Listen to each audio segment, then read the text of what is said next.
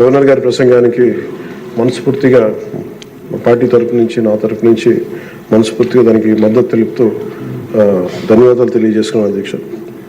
ఇక్కడున్న ఎక్కువ మంది చాలా సీనియర్ నాయకులు, మోస్ట్ ఆఫ్ దెమ్. నాకు ఇలాంటి సెషన్స్ ఎలా ఉంటాయో నాకు తెలియదు. ఫస్ట్ టైం నేను అంటే గొడవ ఎలా ఉంటుంది అసెంబ్లీలో నాకు తెలియదు.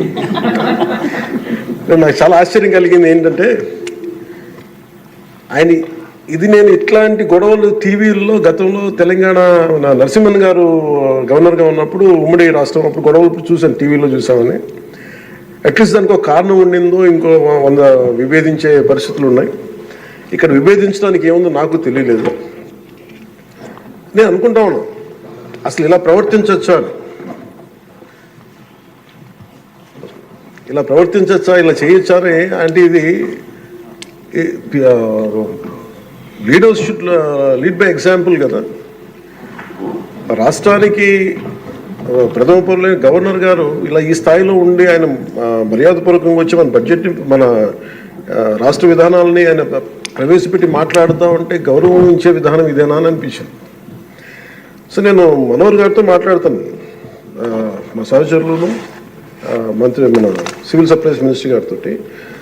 నా రూల్ బుక్ మేమిద్దరు మాట్లాడుకుంటే rules of procedure and conduct of business in Andhra Pradesh legislative assembly ఏంటి సార్ ఇలాగే మాట్లాడేస్తారంటే దాంట్లో చూపించాను. చాప్టర్ 5లో when the House assembles under Article 175, 176 of the Constitution, every member shall maintain the dignity and the solemnity of the occasion before, during or after the Governor's address and shall not obstruct or interrupt the address in any manner.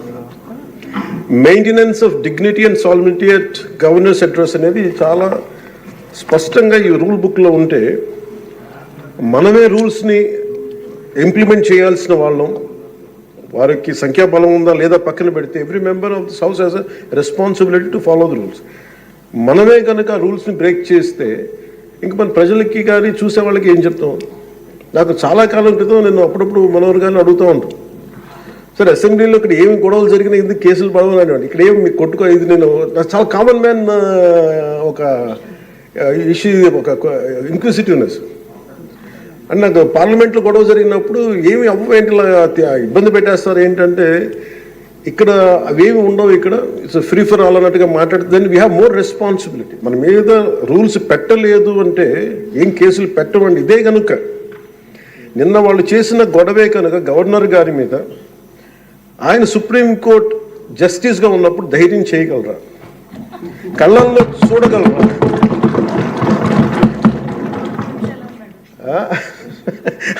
నాకు అదే అనిపించింది.